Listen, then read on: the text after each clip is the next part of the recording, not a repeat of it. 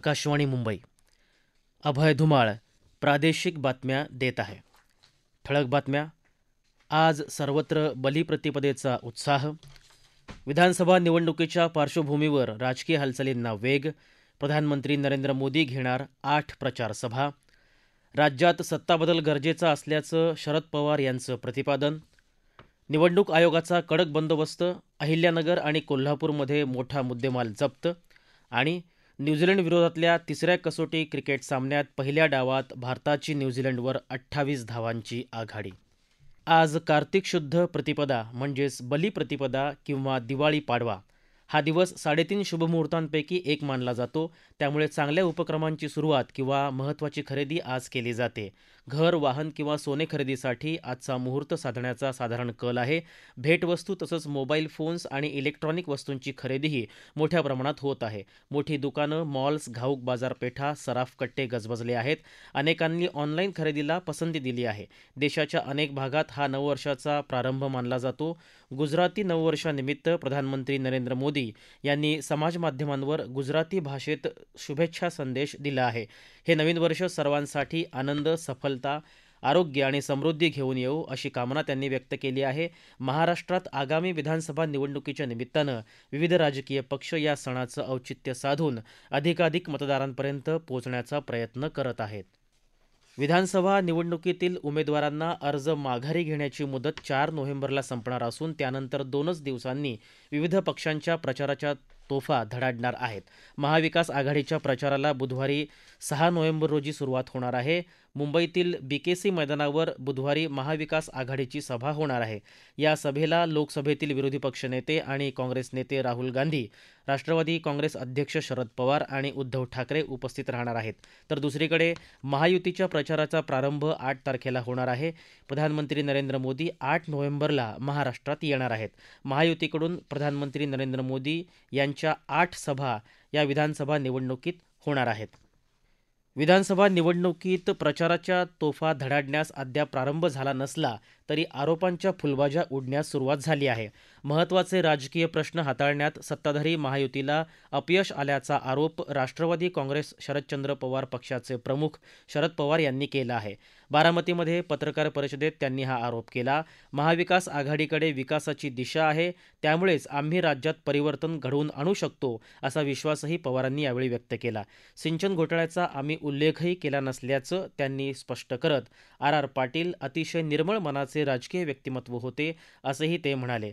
दुसरीकडे भारतीय जनता पक्षाने राष्ट्रवादी काँग्रेसचे नेते उपमुख्यमंत्री अजित पवार यांना सिंचनाच्या प्रश्नावरून 10 वर्ष ब्लॅकमेल केल्याचा आरोप काँग्रेसनं केला आहे. तर महाराष्ट्रात नवे उद्योग कोणते आले आहेत ते दाखवा असा सवाल शिवसेना उद्धव बाळासाहेब ठाकरे पक्षाचे नेते संजय राऊत यांनी महायुती सरकारला केला आहे. याला प्रत्युत्तर देताना मुख्यमंत्री एकनाथ शिंदे यांनी सत्तेसाठी उद्धव ठाकरे काँग्रेससोबत गेल्याचं म्हटलं आहे. आपण शिवसेना वाचवण्यासाठी भाजपसोबत आल्याचं त्यांनी पुन्हा एकदा स्पष्ट केलं. मुंबईच्या माहीम मतदारसंघात भारतीय जनता पक्षाने राज ठाकरे यांचे पुत्र अमित ठाकरे यांना पाठिंबा देण्याची भूमिका घेतली आहे.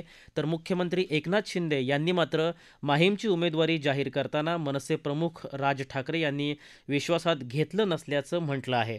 माहीममध्ये विद्यमान आमदार सदा सरवणकर यांनी आपण माघार घेणार नसल्याचं स्पष्ट केलं आहे. वरळीतील भाजपाच्या उमेदवार शायना NC यांच्यावर केलेल्या आरोपानंतर शिवसेना उद्धव बाळासाहेब ठाकरे पक्षाचे नेते अरविंद सावंत यांच्यावर गुन्हा दाखल झाला आहे. तर आपल्या विधानाचा विपर्यास करण्यात आल्याचा दावा अरविंद सावंत यांनी केला. भाजपाचे बंडखोर आमदार गोपाळ शेट्टी यांनी बोरिवली विधानसभा मतदारसंघातून माघार घेणार नसल्याचं स्पष्ट केलं. त्यांनी आज उपमुख्यमंत्री देवेंद्र फडणवीस यांच्या सागर या शासकीय निवासस्थानी भेट घेतली. दिवाळीच्या शुभेच्छा देण्यासाठी ही भेट असल्याचं त्यांनी वार्ताहरांशी बोलताना सांगितलं. आपण पक्ष सोडलेला नाही, पक्षानं आपल्याला बाहेर काढलं तरी पक्ष सोडणार नाही अशी भूमिका त्यांनी मांडली. आपलं प्रत्येक पाऊल पक्षाच्या हितासाठी, पक्षात राहून पक्षाची हानी करणाऱ्यांविरोधात आहे असं सांगून निवडणूक लढवण्यावर आपण ठाम असल्याचंही त्यांनी नमूद केलं. श्रोतेहो, विधानसभा निवडणुकीच्या निमित्तानं आढावा विधानसभा मतदारसंघाचा हा कार्यक्रम दररोज संध्याकाळी 7:10 अस्मिता वाहिनीसह प्रादेशिक वृत्त विभागाच्या यूट्यूबवरून प्रसारित केला जात आहे. या कार्यक्रमात आज हिंगोली आणि परभणी जिल्ह्यातल्या मतदारसंघाचा आढावा आपल्याला ऐकता येईल. या प्रादेशिक बातम्या आकाशवाणीच्या मुंबई केंद्रावरून देत आहोत. राज्याची सध्याची स्थिती गंभीर असून ती बदलण्यासाठी सत्ता बदलाशिवाय पर्याय नाही. त्यामुळे राज्याला पूर्वपदावर आणण्याची ताकद असणाऱ्यांना जनतेनं आपला कौल द्यावा आणि ती ताकद फक्त महाविकास आघाडीत आहे, असं प्रतिपादन राष्ट्रवादी काँग्रेस शरदचंद्र पवार पक्षाचे अध्यक्ष शरद पवार यांनी केलं आहे. गोविंदबाग इथं ते पत्रकारांशी बोलत होते. राज्यात परिवर्तन आणण्याचा आणि राज्याच्या नागरिकांच्या जीवनात सुधारणा करण्याचा निर्धार आज पाडव्याच्या दिवशी करायचा आहे, असं त्यांनी सांगितलं. प्रधानमंत्र्यांच्या आर्थिक सल्लागार मंडळाच्या राज्याच्या आर्थिक स्थितीबाबतचा निष्कर्ष गंभीर आहे. सत्ताधाऱ्यांनी वेळीच याकडे लक्ष न दिल्याचा हा परिणाम आहे, असा आरोप त्यांनी केला. राज्यात जनहितासाठी राबवण्यात येत असलेल्या योजनांसाठीचा निधी सरकारनं गेल्या 2-2.5 महिन्यांमध्ये दुसरीकडे वळवल्यानं लाभार्थ्यांच्या हातात काहीच पडलेलं नाही, अशी टीकाही त्यांनी केली. विधानसभा निवडणुकीच्या निमित्तानं उमेदवार आणि निवडणूक यंत्रणा कार्यरत झाले आहेत. अहमदनगर जिल्ह्यात सुपा टोल नाक्यावर एका गाडीतून 23,71,00,000 रुपये किमतीची सोन्याची बिस्किटं आणि चांदी जप्त केली. निवडणूक आयोगाचं पथक आणि पोलिसांनी या गाडीच्या संशयित हालचाली टिपून त्यांना हटकलं आणि त्यांची झडती घेतली तेव्हा हा मुद्देमाल मिळाला. ही गाडी छत्रपती संभाजीनगरकडून पुण्याकडे निघाली असल्याचं चालकानं सांगितलं. या प्रकरणी पुढचा तपास सुरू आहे. कोल्हापूर जिल्ह्यात शिये बावडा तपासणी नाक्यावर स्थिर सर्वेक्षण पथकानं 2,533 वाहनांची तपासणी केली. एका वाहनातून 15,61,857 रुपये इतकी रक्कम आढळून आली. या रकमेबाबत संबंधितांकडे कोणतेही पुरावे आढळून न आल्यानं ही रक्कम जप्त करण्यात आल्याची माहिती सूत्रांनी दिली आहे. पुणे जिल्ह्यातल्या 12 विधानसभा मतदारसंघांमध्ये गैरप्रकार थांबवण्यासाठी स्थिर आणि भरारी पथकांची संख्या वाढवून प्रत्येकी 3 करण्यात आली आहे. लोकसभा निवडणुकीच्या वेळी या 12 मतदारसंघांमध्ये रोख रक्कम, मद्य आणि मौल्यवान वस्तूंच्या जप्तीचं प्रमाण सर्वाधिक होतं. हे लक्षात घेता हा निर्णय घेण्यात आला आहे. निवडणुकीच्या शेवटच्या 3 दिवसांमध्ये या पथकात केंद्रीय सशस्त्र पोलीस दलाच्या अधिकाऱ्यांचाही समावेश असणार आहे. तळ कोकणातल्या उभादांडा गावात दिवाळीत गणेशोत्सव साजरा होतो. या अनोख्या प्रथेबद्दलची माहिती आमच्या सिंधुदुर्ग वार्ताहराकडून. वेंगुर्ले उभादांडा गाव एक पर्यटन स्थळ म्हणून विकसित आहे. उभादांडा इथं तुंगदार असं गणेश मंदिर आहे. मात्र या गणेश मंदिरात परंपरेनुसार दीपावलीत लक्ष्मीपूजन दिवशी वाजत गाजत गणपती बाप्पाचं आगमन होतं. त्यानंतर हा उत्सव दररोज पारंपरिक भजन, अनेक धार्मिक कार्यक्रमांनी साजरा होतो. या गणपतीचं विसर्जन होळी पौर्णिमेच्या आदल्या दिवशी होतं. अशा या आगळ्या वेगळ्या गणपती सोहळ्याला लक्ष्मीपूजनापासून सुरुवात झाली आहे आणि तो उत्सव होळी पौर्णिमेपर्यंत चालणार आहे. निलेश जोशी, आकाशवाणी बातम्यांसाठी सिंधुदुर्ग. भारत आणि न्यूझीलंड यांच्यात कसोटी क्रिकेट मालिकेतल्या मुंबईच्या वानखेडे मैदानावर सुरू असलेल्या तिसऱ्या आणि अखेरच्या सामन्यात भारतानं पहिल्या डावात न्यूझीलंडवर 28 धावांची नाममात्र आघाडी घेतली आहे.